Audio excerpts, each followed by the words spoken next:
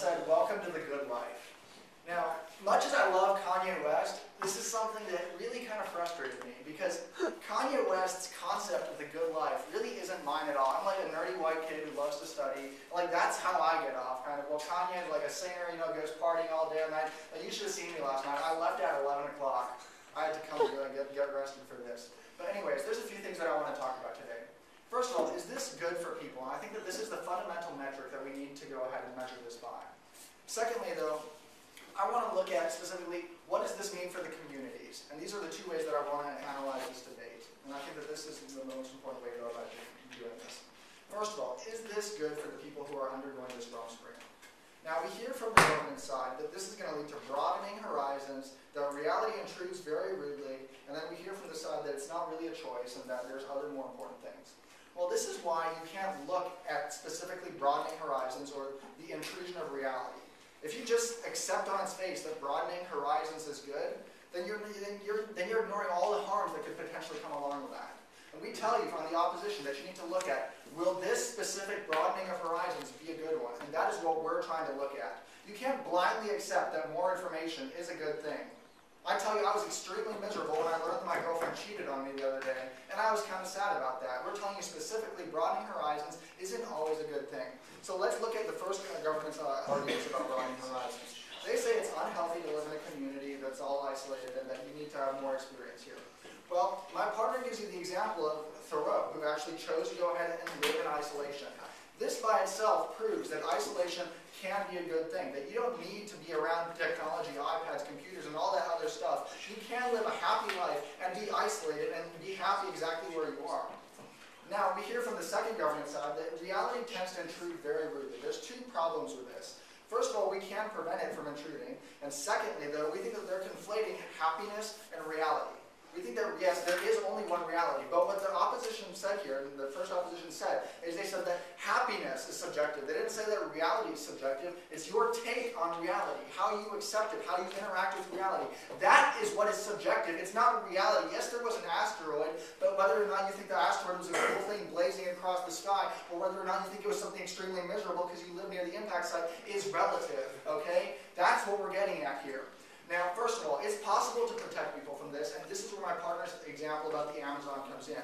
The Brazilian government has specifically allowed people to continue their lives without reality supposedly intruding on them by making civil institutions that prevent people from going ahead and messing with these indigenous people within the Amazon rainforest. It's possible to go ahead and maintain that sort of happiness and allow people to continue living there.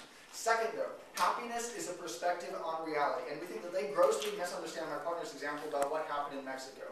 Let me clear this up a little bit. What happened here is we have the Spanish who decide they're going to come in and like colonize everything, and so they start to make haciendas. They start to say, look, you guys need to be Christianized. That's the way for you to go about this. They start to put the indigenous people in these haciendas, start to teach them their religious law. They start to do all this other stuff. What happens here? There's a grand culture shift within Mexico, within the Mexicans who are living there, within the Mayas, within whoever else is living there, and suddenly the population decreases from 25 million to 8 million, specifically in Mexico. We tell you that this occurred as a result of them telling them that you are not happy, that you are not living the right kind of life, that you guys are not, don't have a right to be happy, you're not actually right.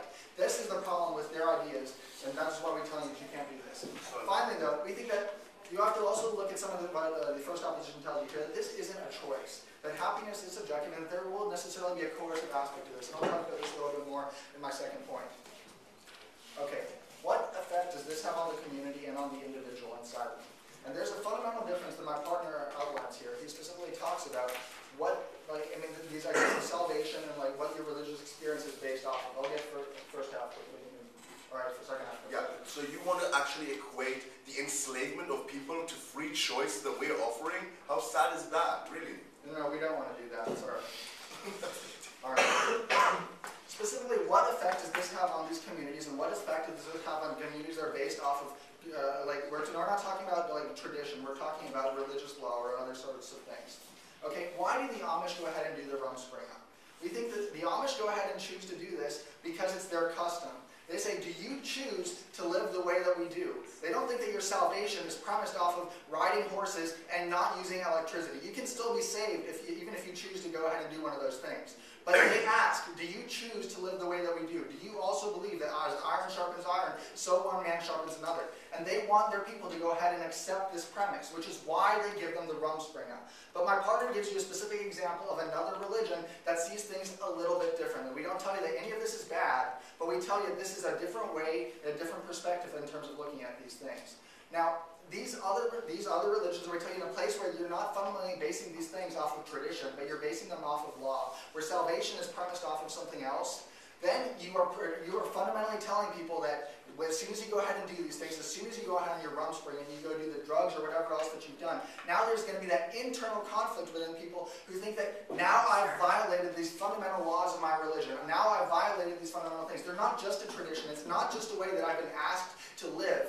It's a way that I've been demanded to live. I can't be saved because I've violated one of the tenets of my religion. I simply cannot do that, and now these people have to live with that contradiction for the rest of their lives. The fact that they went out and broke these laws, the fact that they went out and contradicted the fundamental things that they actually believe. They didn't contradict the tradition, they contradicted the fundamental tenets of these things. But what does this mean? There's a few problems here. First of all, we think that this leads to intense personal conflict. When these people have this sort of feeling within them, the fact that they didn't just go ahead and try out another tradition, they didn't just go try out something new, but they violated exactly what the religion asks them to do. They violated the very things that it says not to do and went ahead and did them. We think these people have to live with it forever and ever. And this is where you have to take into account the coercive aspect that the first opposition tells you about. We think that there is this sort of coercive aspect in this idea that you have to go ahead and take advantage of this seductive technology, all that big grand world that's out there. And we think that when people are encouraged to do this, and when they actually would do it out of ignorance or out of like whatever they're telling them they should go ahead and do it, these people are going to have to live with that conflict for the rest of their lives, and they're never going to be at peace with themselves. Thank you.